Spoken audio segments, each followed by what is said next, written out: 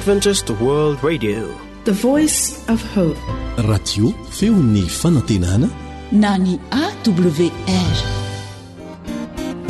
Zamana kuaniwan ni radio manerantan lefunifa anantena ni tundato kiazava. Ny ankamaroan'ny olona indraindray dia mieritreritra fa ny dikan'izany atao hoe olona mafy sy mahery izany dia izay olona mafy fo tsy mahalala maharary ninonninona zavatra miatra eo aminy. Diso anefa izany fomba fijery sy fiheverana izany satria ny atao hoe olona mahery dia olona izay mahay sy mahatsapy izany faharariana izany. Efa nandalo tamin'izany izy, manaiky izany izy kanefa miady mba handresena. Ahoana nefa ny fomba atao mba hahazoana izany tena fandresena izany? Marina fa tsy mora kanefa azony rehetra ataony io mpandresy. Momba fantatrao ve fa ampy ary mahery mihoatra noho ny fanonjan'ny hery izay efa renao sy fantatrao ny vavaka, ary misy asany mahery vaika mihoatra noho izay hery fantatrao fa miasa eto ambonin'ny tany. Mety amaly angamba ianao hoe ny herin'ny satana ny mahery eto. Ekena fa masika toy ny liona mihery ny satana, kanefa izy sy ny anjely ratsy ny manontolo no indro matahotra sy mipararehetra mafy dia mafy raha vao mahita olona anankiray mivavaka amin'ilay raintsika izay any an-danitra. Andramony ny mivavaka amin'ny fo dia ho hitanao fa ahazo hery ianao, ahafahanao mandresy eo amin'ny fiainanao. Ny olona tia vavaka izany no mahery sy mpandresy, fa ny fiasan'ny vavaky ny marina dia mahery indrindra. Jakoba 5:9-10.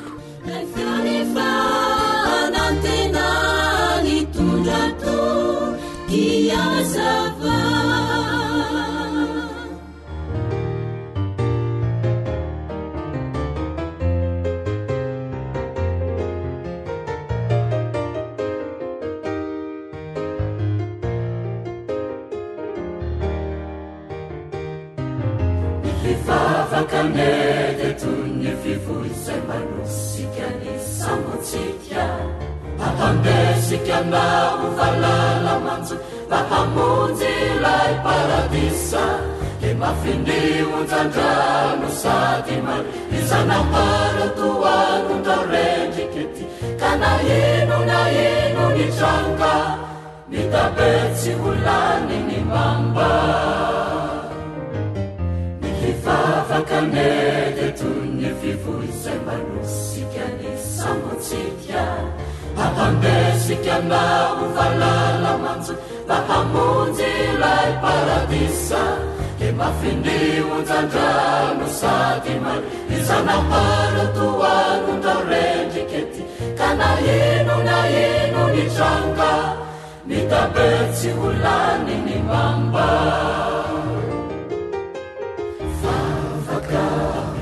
Mampitsony unza vavaka fiadina mafunza,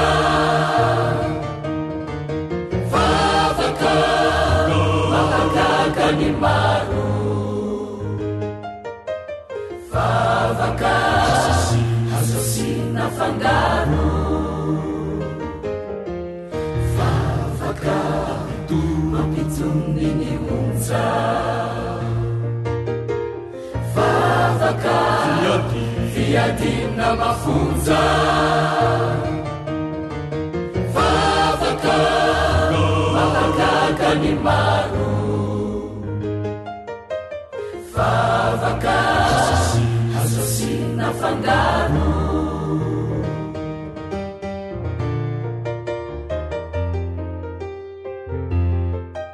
Antokopihira mahatony.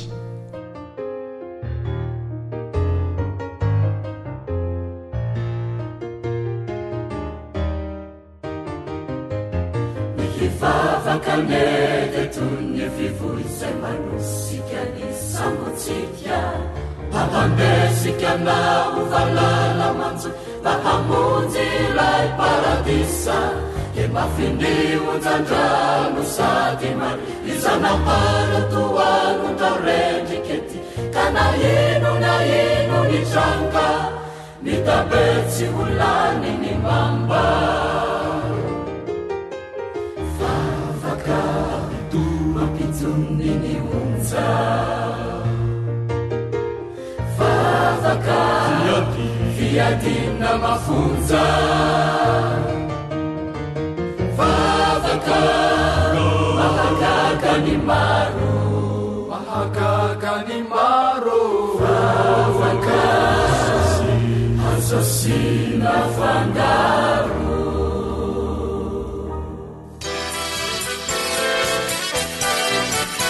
AWR manolotra ho anao feo ny fanantenana tsy sasatra isika fa maika aza mazoto mandrakariva isotra ilay raintsika izay ny an-danitra manome antsika fotoana ahafahana mianatra indray ny tenin'Andriamanitra amin'ny alalan'ity onjam-peo ny feo ny fanantenana ity. Miaraka aminao eto ny namanao mpiara-mianatra aminao Elion. Ndeha araka hivavaka ry isika.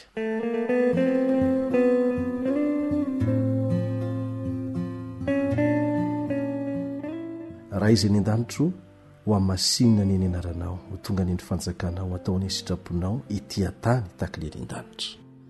Misaotranao izay satria nomenao tompontsoa afaka mianatra indray ny teninao. Airato ny masonay tompo, ahitanay ny tena marina ao amin'ny teninao. Hazavao ny sainay ary avelao izay mba hanome voninahitra ny anaranao mivokatra izany amin'ny anaran'i Jesosy. Amen.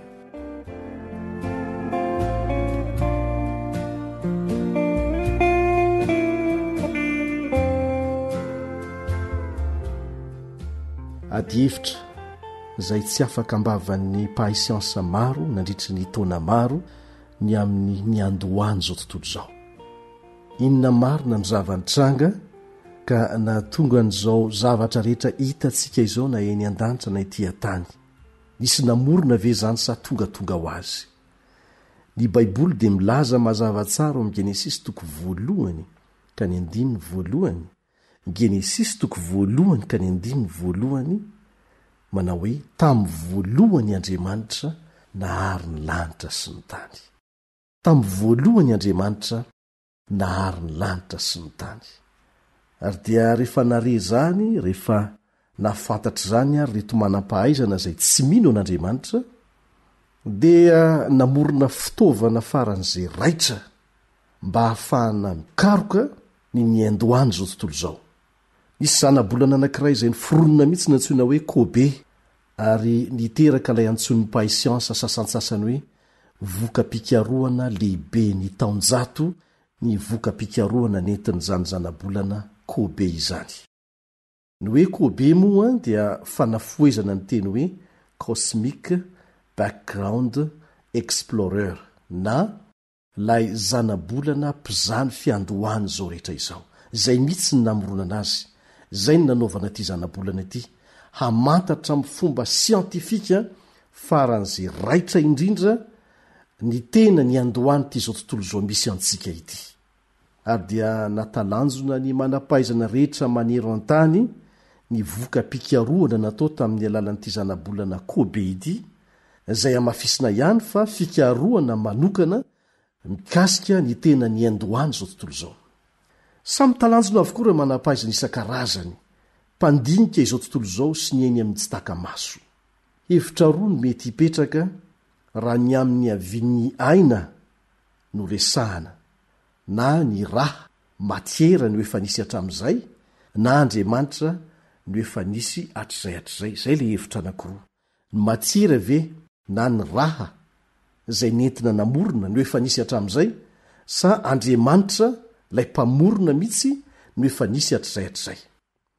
Reo mpandalina ny foto-kevitry ny fivoarana miandalana na ny evolutionista, reo mino zany fa nivoatra tsy kelikely ny fisiany izao tontolo izao fa tsisy mpamorona, dia milaza fa ny raha na ny matiera no efa nisy hatramy voalohany ka izy ary nanao an'io raha na matiera io raha izany no isy hoy ny fanontaniany maro ary dia fantatra avy tamin'ireo rakitra tontanisa avy amin'ny fikaroana nomeny ny zanabolana Kobe mikasika izao tontolo rehetra izao kosa nefa fa nisy fiandohany mazava sy voafaritra tsara izao tontolo izao. Tsy pio mazava tsara zay. Nisy fiandohany voafaritra mazava tsara izao tontolo izao.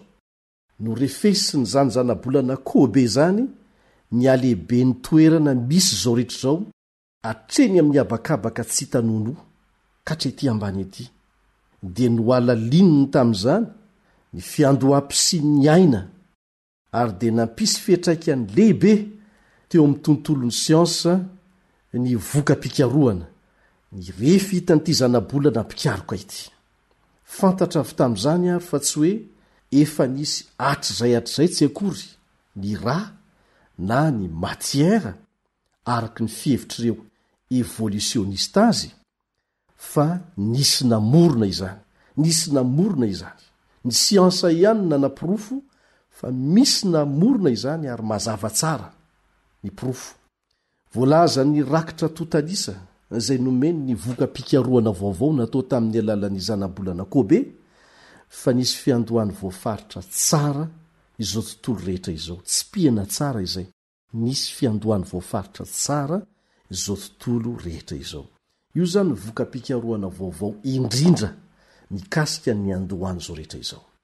Izay manapirofo amin'ny olombelona rehetra fa nisy mpamorona izao tontolo izao sy izao sy anao isika olombelona. Aoka ary hajanona hatreo satria efa lany andro ny fampianarana izay mampianatra fa tonga ho azy izao tontolo izao. Fampianarana lany andro zany. Fampianarana izay mody rakofana amin'ny hoe efa tapitrisa taona. Zavatra tsisy afaka manapirofo satria tsy marina raha teo. Ny siansa ihany eto nanapirofo fa nisy namorona ity izao tontolo izao misy antsika ity.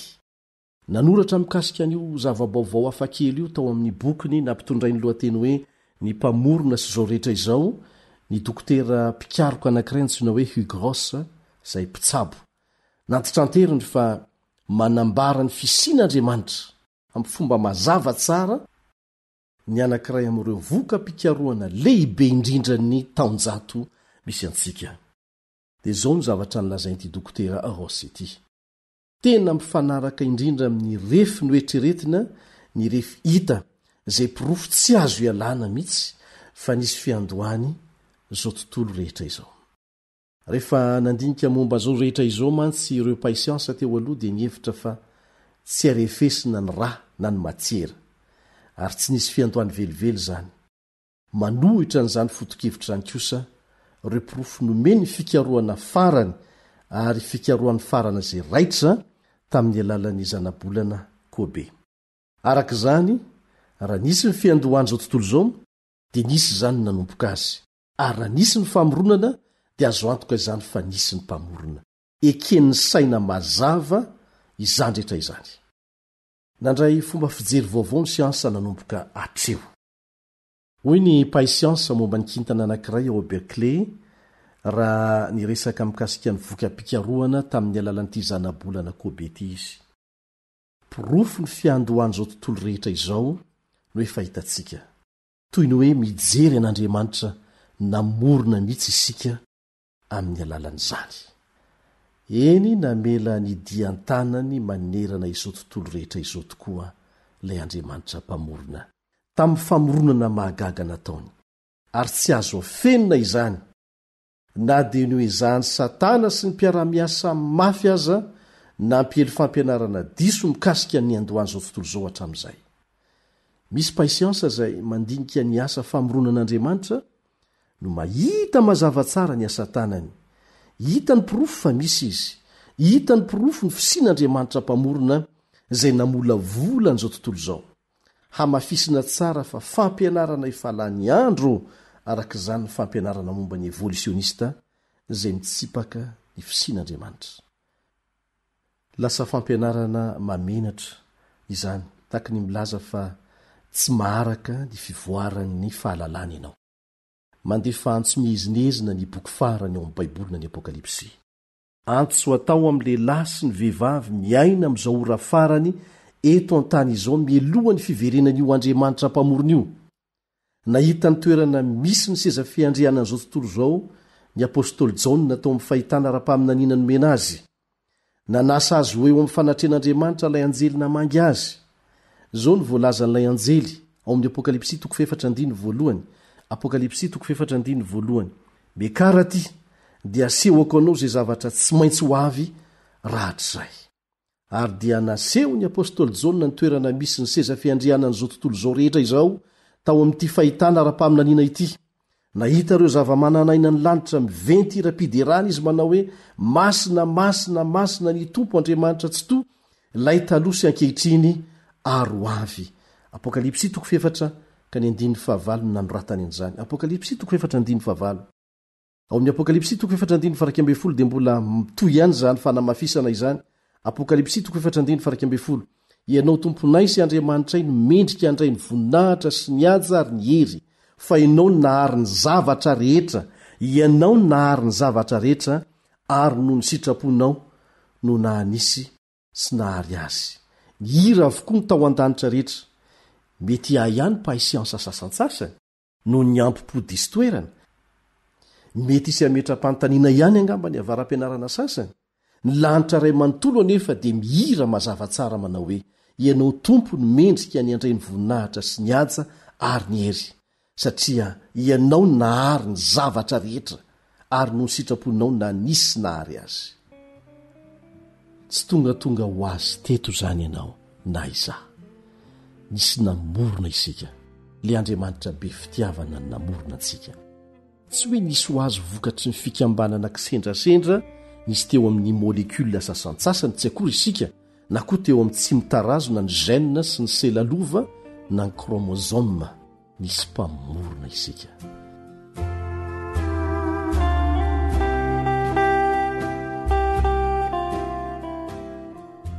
isaorantsika Andriamanitra nampianatra mazava sy nanoratra ao amin'ny Genesis 1:1 manao hoe tamin'ny voalohany Andriamanitra nahary ny lanitra sy ny tany mihamazava mitsika trano ny fahamarinana izany dia raina ny tompo ho azy rery any voninahitra aoka isika azoto mandrakariva hanandratra izany voninahitra izany ho azy amen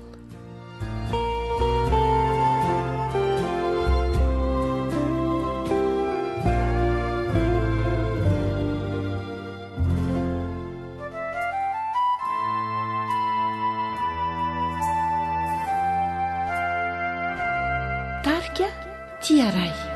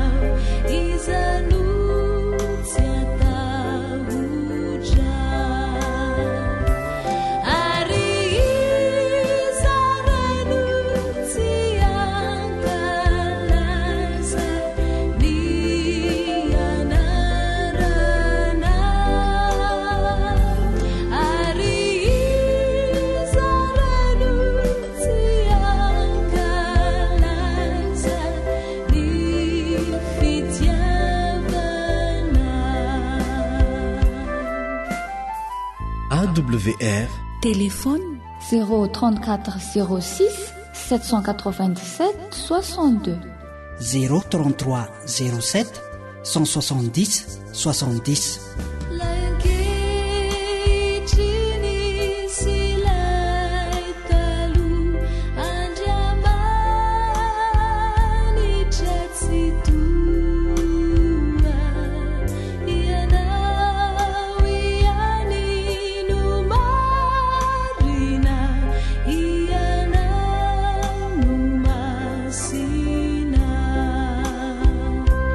Ari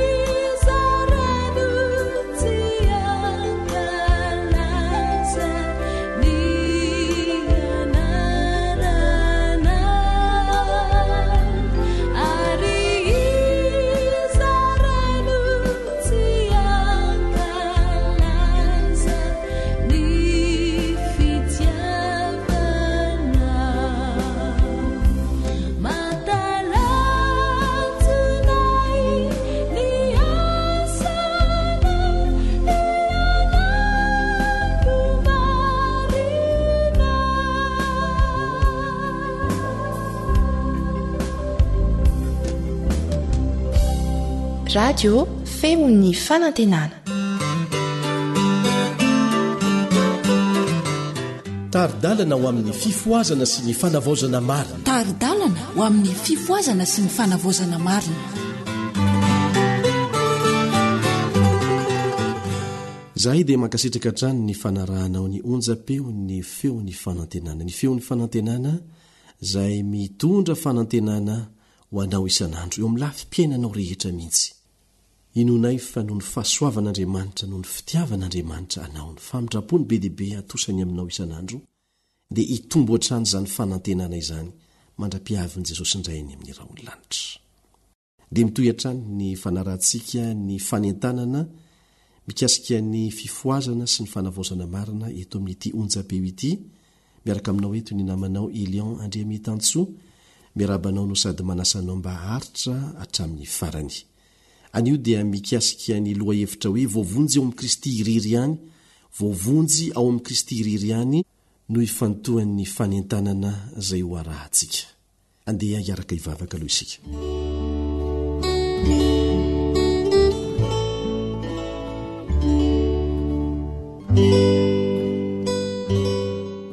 Rainay izay ny an-danitra ho amasinina ny anaranao, ho tonga ny endry fanjakanao, ho atao any ny sitraponao ety an-tany tahaka ny any an-danitra. Misaotra anao izahay noho ny fitiavanao anay, ny famindraponao aminay, ny famelan-keloka izay omenao anay, ka ahafahanay mbola mahazo fahavelomana amin'ity anio ity, afaka mianatra ny teninao, mangataka anao izahay mba anokatra ny masonay ary anokatra ihany koa ny sainay, ampafantatra anay izay tianao ambara indray amin'ity anio ity ao amin'ny teninao, amin'ny anaran'i Jesosy, amen.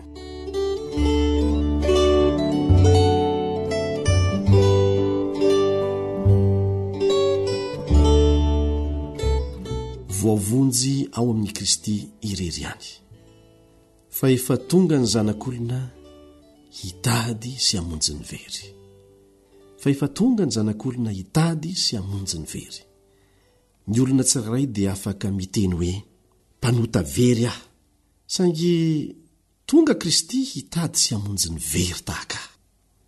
Satana kosa isan-daniny izany dia tsy mitsahatra ny manan-kivy ny olona izay latsaka amin'ny fahotana. Jesosy no efa niteny, tsy tonga hiantsony marina aho, fa ny mpanota mba hibebaka. Marka 2:7.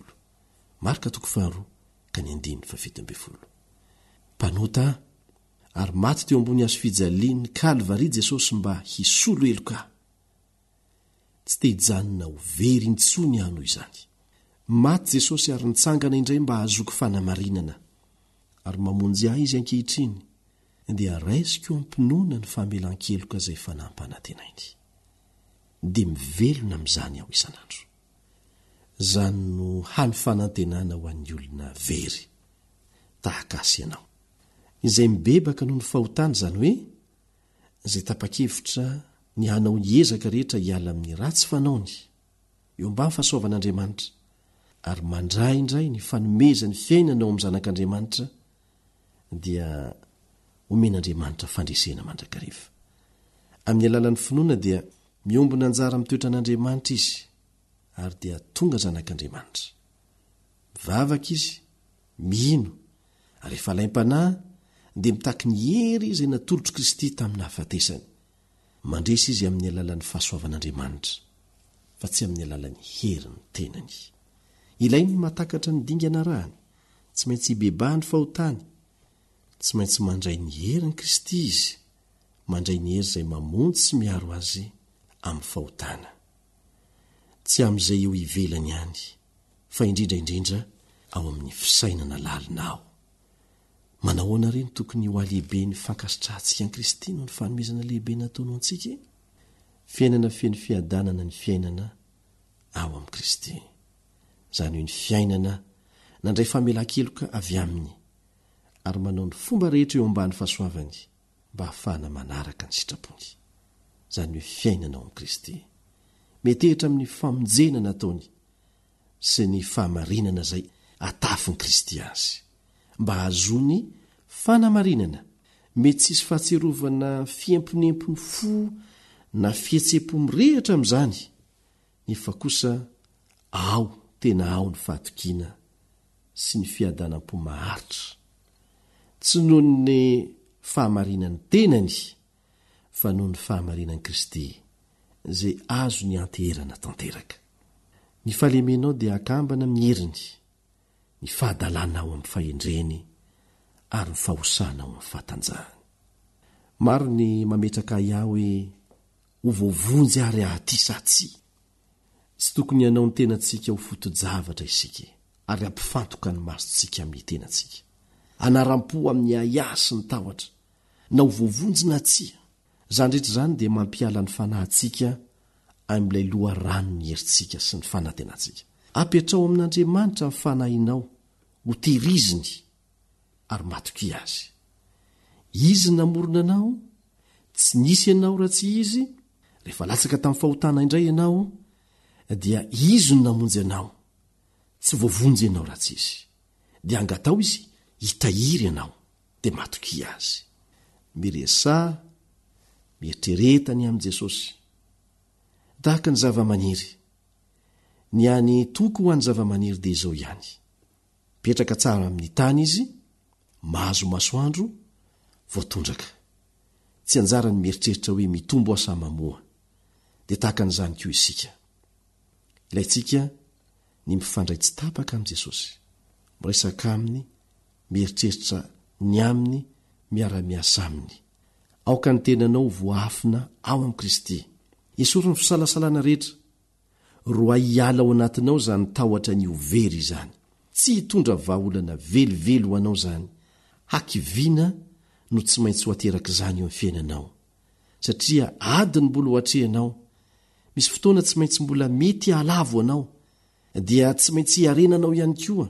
Hibebahanao indray angatanao famelan-keloka. Ary tsy mahazo mifantoka amin'izany fahalavona izany ianao. Ny fanantenanao dia ao amin'i Jesosy irery ihany. Maty isolo anao izy, maty amela heloka anao izy.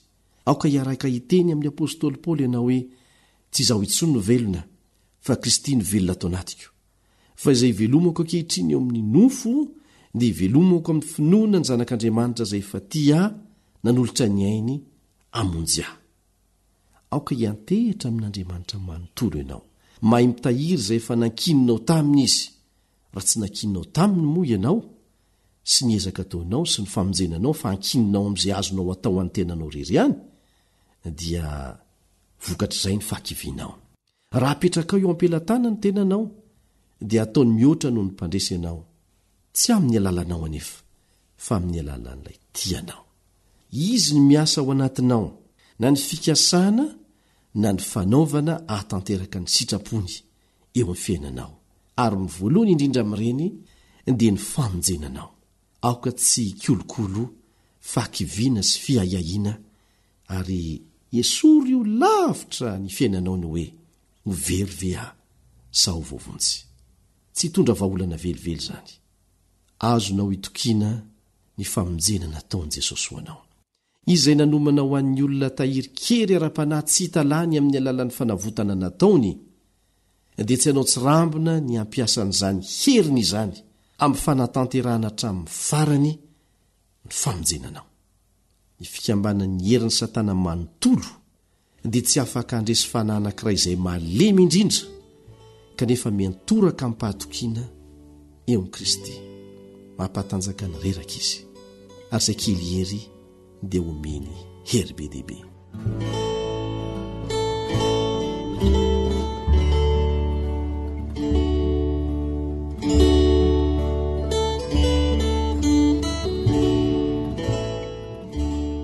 Ny zavatra tena tokony ho tandremantsika nefa dia izao, aoka sa mitandrina isika, tsy ho latsaka amin'ny olana nahazo an'i Petera, dia ny fiheverantena ho ampy tsara noho ny hafa. Ity zava-dratsy nitarika ny fahalavon'i Petera sy nanakana ny fariseo tsy fandray amin'Andriamanitra ity dia mbola antony anankiray ahatonga fahaverezana betsaka ho an'ny olona narivony maro amin'izao fotoana izao. tsy misy zavatra mampalahelo an'Andriamanitra sy mampidodoza indrindra ny fanahy olombelona tahaka ny fiheverantena ho ampy ary miavonavona vokatra izany. Eo amin'ny fahotana rehetra dia io no tsy misy fanantenana indrindra sy tsy azo sotranina indrindra. Averintsika indray mandeha. Tsy misy zavatra mampalahelo an'Andriamanitra sy mampidodoza ny fanahin'ny olombelona tahaka ny fiheverantena ho ampy ary dia miavonavona vokatra izany. Eo amin'ny fahotana rehetra dia io no tsy misy fanantenana indrindra sy tsy azo sotranina indrindra. Tsy hoe tonga tampotampoka akory ny fahalavona izay nahazo amin'ny Petera ary tratran'izay fiheverantena ho ampy izahay. Ny avonavona no ireo ezaka kely mba vitany fa ny andalana na tonga azo amin'izany. Ny fatokitena dia nitarika azy tamin'ny finoana fa efa voavonjy izy. Ny hafa manana olana fa tsy izy dia nanao dingana iray, ny ampidingana iray teo amin'ny fidinana ho ambany izy raha ny hevitra fa mba ambonimbony ihany nisy azy. Dia nidina ihany izy mandra-patongany teo amin'ny fandavana tanteraka ny tompony tamin'ny fotoana izay tsy nampoiziny mihitsy. Naoviana dia tsy tokony hatoko ny tenantsika isika. Na ho voaro amin'ny fakapanana tsy.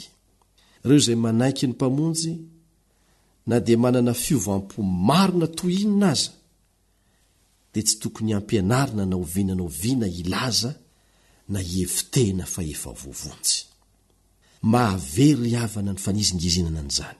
Ny tsirairay dia tokony hampianarina handala sy hanolokolo fanantenana sy finoana hatrany. Nefa na dia amin'ny fotoana ny lorantsika tena ho an'i Kristy aza, eo amin'ny fotoana ny loranao tena an'i Kristy mihitsy aza, izay anananao toky fa mandray anao Jesosy, dia tsy hoe lavitra ka tsy ho takatry ny fakapanahy akory ianao. Izao no lazay ny tenin'Andriamanitra. Maro no diovina sy ho fotsiana ary ho zahan-toetra. Maro no diovina sy ho fotsiana ary ho zahan-toetra. Amin'ny Daniela 12 ka ny 10 no ahitanao an'izay. Daniela 12 izay voazahan-toetra ireo ihany no andray satroboninahitry ny fiainana. Tsy maintsy mbola miady aloha isika. Tsy mbola tapitra ny ady hatrehintsika nefa raha tsy efa tonga eny amin'ny raon'ny lanitra Kristy. Azo antoka ny fandresena saingy tsy azontsika atao ny miambo fa efa vita sahady ny ady. Mahatonga antsika tsy ambona intsony izany ary dia ho latsaka mora foana ao anatin'ny fandriky ny fahavalo isika. Izay no antony ilazana amintsika fa tsy mety mihitsy ny ilazana sy hamerimberenana fa efa voavonjy aho. Mbola eo amin'ny tany fiadiana isika. Rehefa misy fandresena azonao, aoka tsy irire amin'izany fandresena izany. Fa mevonahitra n'Andriamanitra satria izy no nampandresy anao. Ary tsy mahay manao na inona ianao raha misaraka aminy. Matoa ianao latsaka amin'ny fahotana dia tafasaraka aminy. Ary matoa mandresy dia niaraka taminy. Ny voninahitra dia ho azy iriry ihany. Tsy misy ho antsika na kely aza. Maro ireo mitory an'i Kristy kanefa tsy tonga kristianina matotra naoviana. Nahoana re? Ekeny izy ireny fa lavo sy malemy ny olombelona ary tsy mahatratra ny fenitra ara-moraly tokony ho tratrariny. Kanefa dia milaza izy ireny fa ny efa nentin' Kristy avokoa enta mavesatra sy ny fahoriana ary ny fahafoizan-tena rehetra ka dia tsy misy anjaran'ny olona intsony. Milaza izy ireny fa ny hany tokony ho ataony dia ny mino fotsiny ihany, tsy manao ninina fa mino fotsiny. Kanefa hoy Jesosy ao amin'ny Matteo 5:4. Matteo 5:4. Raha misy olona te hanaraka aoka izy handany tenany, hitondra ny azo fijaliany ka hanaraka. Jesosy dia nitandrina ny didin'Andriamanitra. Aoka tsy ho adinontsika fa ny faharetan'ny olona masina dia miankina amin'ny zavatra anankiroa izay tsy afaka misaraka mihitsy araka ny volazo amin'ny Apokalipsy 4:12. Apokalipsy 4:12 dia ny finoanan'i Jesosy sy ny fitandremana ny didiny. Indro ny faharetan'ny olona masina dia izay mitandrina ny didin'Andriamanitra sy ny finoana an' Jesosy, tsy misaraka ireo. Aoka tsy onina amin'ny toerana misy anao naoviana ianao ka hijanona tsy handroso itsony mivokatry ny fijerenao ny fahalemena eo amin'ny hafa. Ary dia hiteny ianao hoe efa voavonjy aho. Rehefa kolokoloina izany hevitra izany dia manafoana ny faharisiana hivavaka, manafoana ny fiezahana natratra marika ambony kokoa. Ny lela voamasina voatokana ho an'Andriamanitra dia tsy hanonona izany teny izany naoviana eo ampiandrasana ilay fotoana hiaviany Kristy ka hidirany amin'ny vavahady makao amin'ilay tanàna an'Andriamanitra. Amin'izay dia hiloatra avy ao am-potsika ny fidirana an'Andriamanitra sy ny zanak'ondry noho ny fanavotana mandrakizay no raisintsika avy taminy. Tsy mbola vita ny ady ary tsy mbola afaka miteny isika hoe tanteraka ny famonjenantsika raha tsy efa tonga eo amin'izay toerana izay isika. Raha mbola feno fahalemena ny olona anankiray, satria raha mieriny tenany dia tsy mahavonjy ny fanahiny izy, dia tsy tokony ho sahy hiteny naoviana hoe efa vita ny famonjena. Eny, marina tokoa fa efa azo antoka ny fandresena, efa vita izay mihitsy ny tenin' Jesosy teo amin'ny hazo fijaliana, saingy tsy mbola vita ny ady tokony ho ataonao mandra-piavin' Jesosy eny amin'ny raholanitra. Ka aoka tsy hatoko tena naoviana ka irehire ny amin'izay kely efa mba vitanao. Tsy izay mitondra ny fiarovatena no afaka mirehire fa efa nandresy, satria mbola miandry azy ny ady tokony hatreheny mba hazony ny fandresena izay maharitra hatramin'ny farany no vonjena. Eny tombontsoan'ny kristianina no mahafantatra fa rehefa mandray ny Kristy izy dia afaka mifahotany, afaka mifaly no ny famonjena azy. Kanefa na ny soratra masina na ny fanahy faminaniana dia samy tsy manohana ilay fampianarana malaza hoe rehefa voavonjy indray mandeha dia voavonjy mandrakizay. Fitaka anao ambadika izay. Ny olona iray dia mety ho voavonjy androany, kanefa raha tsy mitohy mibanjina an' Jesosy, mitombo isan'andro ao aminy izy, dia mety ho tonga matoko tena ary dia ho very rahampitso. Ny apôstôly Paoly dia nanambara hoe maty isan'andro aho, izany hoe ny fiovam-po dia fanandramana iainana isan'andro. Zay ny dikan'izany, iainana isan'andro. Dia ny olalina ny fampitandremana avy amin'ny lesona teo amin'ny fiainan'ny Petera. Lavo izy satria nifantoka tamin'izay ezaka sy fahatsarana nananany, ary dia nihevi-tena fa ampy. Zay ny fahotana mampatahotra indrindra hoy ny voalaza teo. Ny fanirian'ny tompontsika dia ny falian'ny kristianina tsirairay noho ny famonjena. Famonjena izay raisina isan'andro. Ilayntsika amin'ny famelan-keloka isan'andro, ny fibebahana isan'andro, satria raha tsy manota eo amin'ny velany sika dia manota ao anatin'ny saitsika. Dia ilayntsika ny mandray famelan-keloka isan'andro, ny mibebaka isan'andro, mandray famonjena isan'andro. Ary araha amin'izay fotoan'izay no apetraka aminao kosa ny fanontaniana hoe voavonjy venao, dia ho afaka maly ampatokiny ianao hoe eny. Hanambara ianao fa izany fanandramana izany dia vokatry ny fianterana tsy tapaka amin'Andriamanitra sy ny fitombona kristianina isan'andro.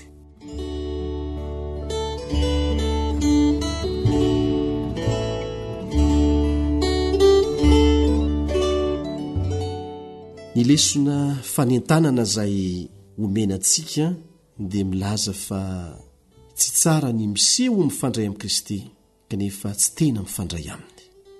Zava-misy ny hoe samy ao am-piangonana ny mpino sy ny tsy mpino, samy mandeha mivavaka kanefa mifangaro ny mpino sy ny tsy mpino. Ireo sokajy roa ireo dia asehon'i Kristy ao amin'ilay fanoharana ny amin'ny voaloboka sy ny sampany. Misy hatrany ny vary sy ny tsy parivary, ny ondry sy ny osy. Miantso ny mpanaradia azy Jesosy dia izao no antso ataony: tomoera amiko izao aminareo, tahaka ny sampany tsy mahay mamoho azy. Dia toy izany koa ianareo, raha tsy miray amiko, izao ny voaloboka, ianareo ny sampany.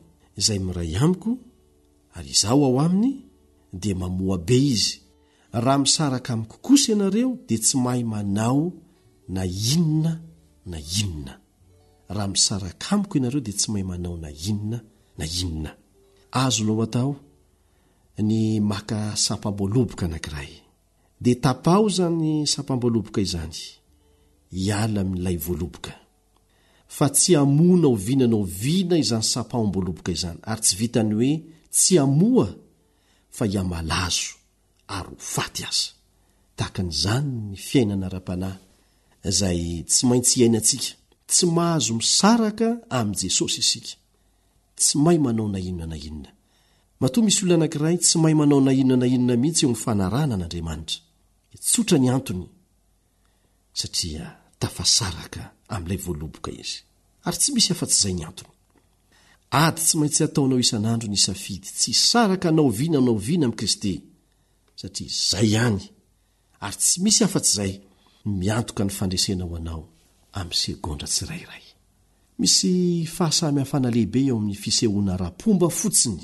ho miray amin'i Kristy sy ny hoe tena miray amin'i Kristy amin'ny alalan'ny finoana ny fanekempinoana dia mametraka ny olona ho ao am-piangonana manaraka ireo fomba rehetra ra-pivavahana tao ao kanefa izany dia tsy ampy hanam-porofoana fa tena miray aina amin'ilay fotom-boaloboka izany olona izany misy fomba hanavahana ny tena mpianatra amin'ireo izay milaza fa manara-dian'i Kristy fotsiny no ny antony samihafa kanefa tsy mino azo velively akory ny sokajy voalohany dia mamoa ny faharoa kosa dia tsy mamoa ny voalohany dia matetika ratsana ny antsin'Andriamanitra mba hamoazany bebe kokoa hatrany ny faharoa kosa dia satria sampana malazo dia tapahany mihitsy hiala amin'ilay fotom-boaloboka manahoana moa izany hoe sampana miray amin'ilay fotom-boaloboka izany ny fahitana azy dia mila hitovy tsy mitovy tanteraka fa mila hitovy amin'ilay fotom-boaloboka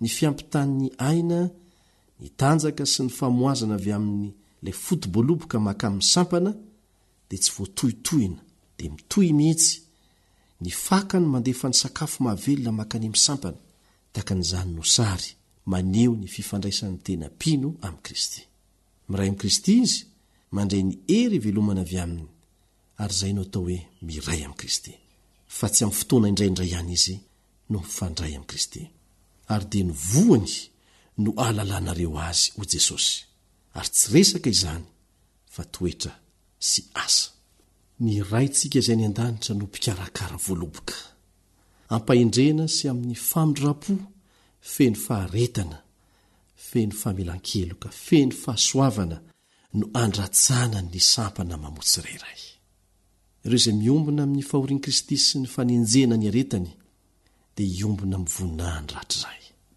izany ny tsy mahamenatra azy hanao ireo hoe rahalahy ao amin'ny Hebreo 4:1-12 ary raha Jesosy aza tsy menatra ny hanao antsika mpanota hoe rahalahy maika fa isika izay samy mpanota ny anjely no manohana azy ireo ny fisehoan'ny fanondroany dia amin'ny mahazanak'o lazy no isehoan'i Jesosy izany hoe na dia amin'ny fisehoany amboninahitra aza dia mbola hanapitoviana amintsika olombelona ihany izy ireo izay niombona taminy dia hilazany hoe mety manadino ny zanaminono va ny vehivavy ka tsy hamindra fo amin'ny zanaka nalokony kibony eny mety manadino ihany izy fa izaho kosa tsy mba manadino anao indro efa vitako tomboka vatsa eo ampelantanako ianao Isaia 7:5-12 sy ny 9. Ny firaisana amin'i Kristy amin'ny alalan'ny finoana velona dia maritra. Ny ezaka hafa ataonao ivela ny fifandraisana amin'i Kristy dia ho levona, tsisy vokany mihitsy. Mety hiroborobo amboalohany izany, kanefa dia toy ny afo mololo ihany, ho latsaka amin'ny fahakiviana ny hafarany. Rehefa miorona ny firaisana amin'i Kristy dia ny vavaka sy ny fiezahana tsy tapaka ny fomba tokana hitehirizana an'izany. Tsy maintsy manetry tena isan'andro isika, tsy maintsy mihaikeloka isan'andro, tsy maintsy mandray famonjena isan'andro, tsy maintsy toerintsika sy lavintsika resentsika ny izao. Amin'ny alalan'ny fahasoavan'i Kristy, ny herim-po sy ny finoana, amin'ny alalan'ny fiambenana tsy tapaka, amin'ny alalan'ny tsy fatokitena, amin'ny alalan'ny tsy fiheverantena ho ampy, dia afaka handrombaka ny fandresena ianao. Ny tompony hitahanao mba ho zava-misy eo amin'ny fiainanao isan'andro izany. Amen.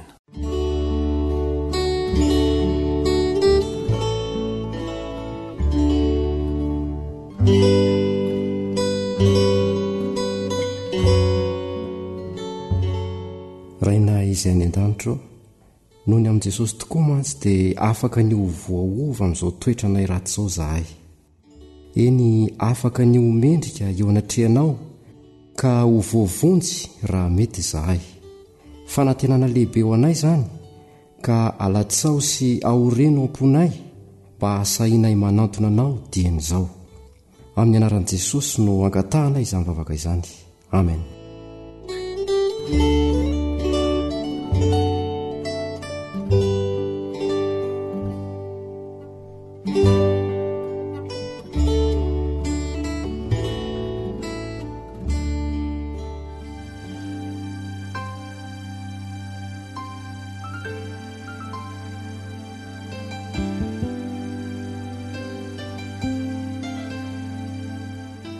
Antoko-pihira ako ny fahazavana ankady manga.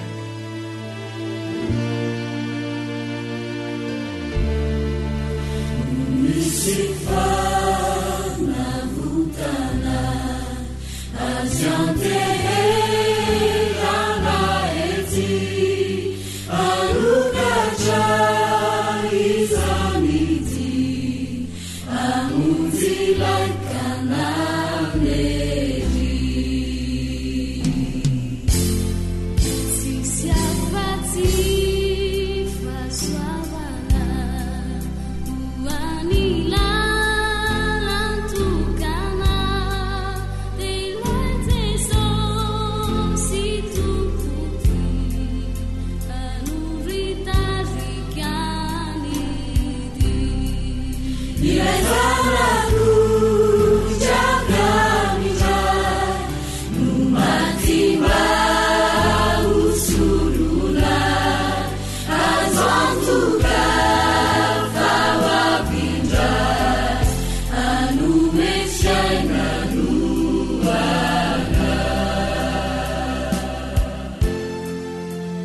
Ankoatra ny fiainoana amin'ny alalan'ny podcast dia azonao atao ny miaino ny fandaharany radio AWR sampana teny malagasy amin'ny alalan'ny Facebook isanandro amin'ny ity pejy ity AWR feon'ny fanantenana.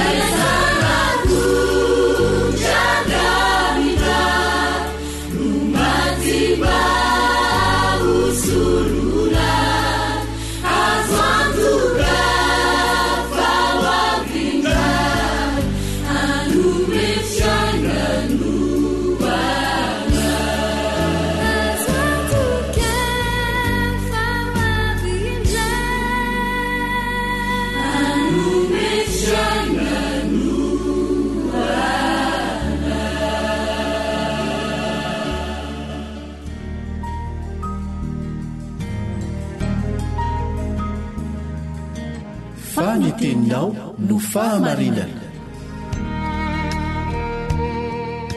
Taridalana manokana fianarana baiboly avoaka ny fiangonana Adventista maneran-tany. Iarahanao amin'ny radio feon'ny fanantenana.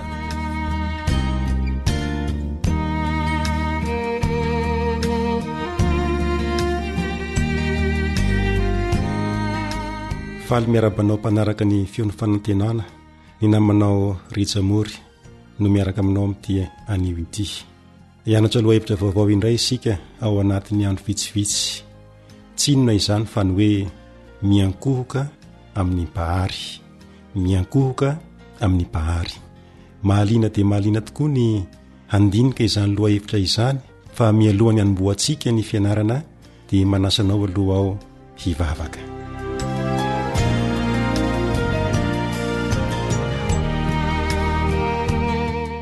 Rainay izany an-danitra, isaorainy anaranao satria tombontsoa no nomenao anay.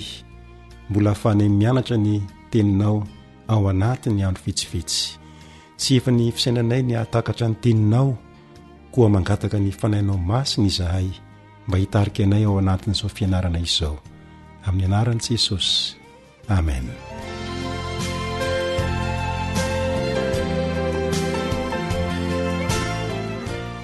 araka ny loha hevitra dia hianatra mikasika ny fiankofana isika fa inona no hevitra izany hoe miankohoka izany. Iza no tokony iankohofana ary iza no miankohoka? Inona no antony fiankohofana? Mamaly ny fanontaniana ny toko 1 ao amin'ny Apokalipsy toko 4 ny 1:20. Apokalipsy toko 4 ny 1:20 izay mivaky toy izao: ianao tomponay sy Andriamanitray no mendrika handray ny voninahitra sy ny haja ary ny hery, fa ianao no nahary ny zavatra rehetra ary no ny sitraponao no nahanisy sy nahary azy. Ianao tomponay sy Andriamanitray no mendrika handray ny voninahitra sy ny haja ary ny hery, fa ianao no nahary ny zavatra rehetra ary no ny sitraponao no nahanisy sy nahary azy. Araka izany dia Andriamanitra ilay nahary ny zavatra rehetra no iankohofana. Andriamanitra izay namorona ny lanitra sy ny tany sy izay rehetra hita ao aminy no iankohofana. Tena zava-dehibe ny fahafantarantsika an'izay nisy namorona izao tontolo izao ary io mpamorona io no iankohofana. Indraindray manko dia mora ery ny manadino, indrindra ireo zavatra izay efa fantatra ela, eny zavatra efa nahazatra loatra antsika, tahaka ireo ray aman-dreny izay nitaiza ohatra, ireo ray aman-dreny izay nikolokolo nefa dia hadino, ary dia misy ireo zanaka izay tsy manaja reny ray aman-dreny ireny.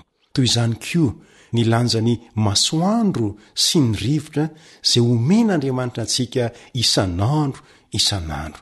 Dia adino ny lanjany masoandro, adino ny lanjany rivotra, eny adino ilay Andriamanitra izay namorona sy nanome ireny. Andriamanitra ilay pahary no nanome antsika ireny. Mbola Andriamanitra ihany koa no ray mpiahy sy mpikarakara antsika. Indrisa nefa fa dia misy ireo olona izay manadino an'Andriamanitra eo amin'ny fiainana, tsy mahatsiaro ny mahazava-dehibe an'Andriamanitra eo amin'ny fiainana. Izany indrindra no mahatonga antsika handinika izao loha hevitra izao, mba hanomezantsika lanja an'Andriamanitra, ka hianarantsika fa tena zava-dehibe ny fiankohofana amin'Andriamanitra izay mpamorona antsika, mpamorona izao rehetra izao. Ko manasanao aho mbola hiaraka amin'ny feo ny fanantenana ao anatin'ny andro vitsivitsy hianarantsika izany. Mialohan'ny isarahantsika amin'ity androany ity dia manasanao aho hivavaka.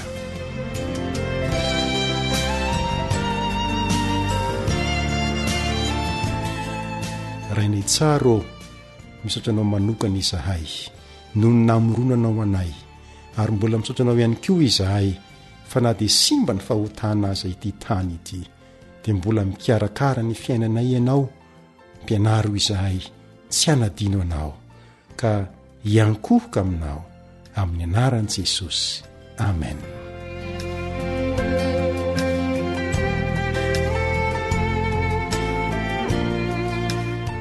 Ny namanao Rijamory no niaraka taminao tamin'ity androany ity, ary manome fotoananao indray amin'ny fizarana manaraka.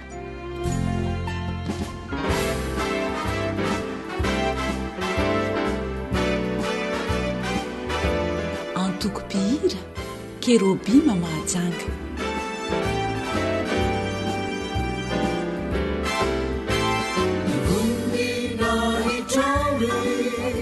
Jehovah,